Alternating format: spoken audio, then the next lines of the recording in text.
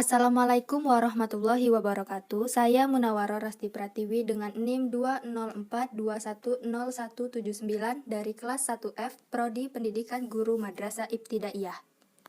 Saya akan menjelaskan proses perumusan Pancasila. Sebelumnya, perumusan Pancasila diawali pada masa Jepang.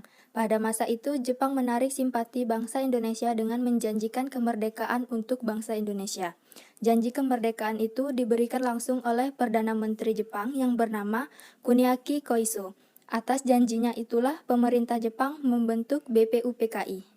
BPUPKI atau Badan Penyelidik Usaha-Usaha Persiapan Kemerdekaan Indonesia atau yang sering disebut dengan BPUPKI.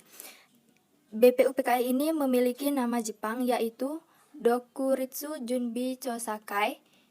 BPUPKI dibentuk pada tanggal 1 Maret 1945 dan disahkan atau diresmikan pada tanggal 29 April 1945. BPUPKI ini diketuai oleh Dr. Andes Rajiman Widyodiningrat dan diwakili oleh dua orang yaitu Ichiba Ngasai Yoshio merupakan orang Jepang dan Raden Panji Soeroso merupakan orang Indonesia. Badan ini beranggotakan 69 orang, terdiri dari 62 orang Indonesia dan 7 orang Jepang. Tugas BPUPKI ini mempersiapkan segala hal yang diperlukan dalam usaha pembentukan negara Indonesia merdeka. BPUPKI mengadakan 2 kali sidang. Sidang yang pertama pada tanggal 29 Mei sampai dengan 1 Juni 1945 dengan agenda perumusan dasar negara. Pada tanggal 29 Mei 1945, Mr. Muhammad Yamin adalah tokoh pertama kali yang mendapat kesempatan menyampaikan rumusan dasar negara. Mr. Muhammad Yamin mengemukakan ada 5 asas dasar negara, yaitu peri kebangsaan, peri kemanusiaan, peri ketuhanan, peri kerakyatan, dan kesejahteraan rakyat. Selanjutnya, pada tanggal 31 Mei 1945, Mr. Supomo mendapat giliran mengajukan dasar negara yang terdiri dari persatuan, kekeluargaan, keseimbangan, musyawarah, dan keadilan sosial.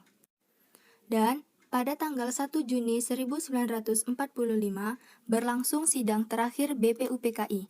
Pada kesempatan itu, Insinyur Soekarno mengemukakan pidatonya yang kemudian dikenal sebagai Hari Lahir Pancasila. 5 dasar negara yang diusulkan Soekarno adalah kebangsaan Indonesia, internasionalisme atau peri kemanusiaan, mufakat atau demokrasi, kesejahteraan sosial, dan ketuhanan yang berkebudayaan. Walaupun nama Pancasila telah lahir, akan tetapi isi atau dasar negara masih harus dibahas lebih lanjut.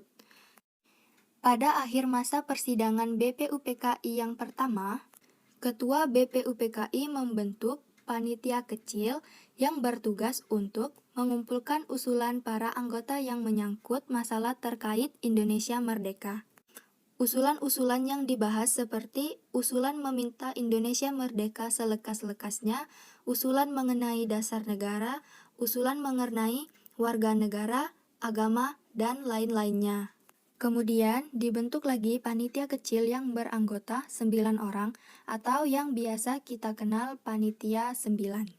Anggota panitia 9 ini terdiri dari Insinyur Soekarno sebagai ketua, Muhammad Yamin, Muhammad Hatta, A.A. Maramis, Abi Kusno, Cukrosujoso, Abdul Kahar, Agus Salim, Ki Hajar Wahid, dan Mr. Ahmad sebagai anggota. Selanjutnya, pada tanggal 22 Juni 1945, Panitia 9 berhasil menghasilkan Piagam Jakarta atau Jakarta Charter.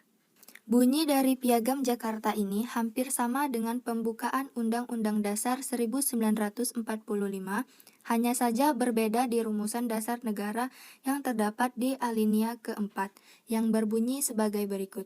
1. Ketuhanan dengan kewajiban menjalankan syariat Islam bagi pemeluk-pemeluknya. 2. Kemanusiaan yang adil dan beradab. 3. Persatuan Indonesia. 4. Kerakyatan yang dipimpin oleh hikmat kebijaksanaan dalam permusyawaratan perwakilan. 5. Keadilan sosial bagi seluruh rakyat Indonesia. Kemudian, kalimat sila pertama dalam Piagam Jakarta mulai banyak kritikan-kritikan. Kritikan itu datang dari wakil-wakil Protestan dan Katolik. Dan demi menjaga persatuan dan kesatuan, akhirnya kalimat pertama tersebut diganti menjadi ketuhanan yang Maha Esa. Sekian proses perumusan Pancasila yang saya jelaskan, dan saya akhiri. Wassalamualaikum warahmatullahi wabarakatuh.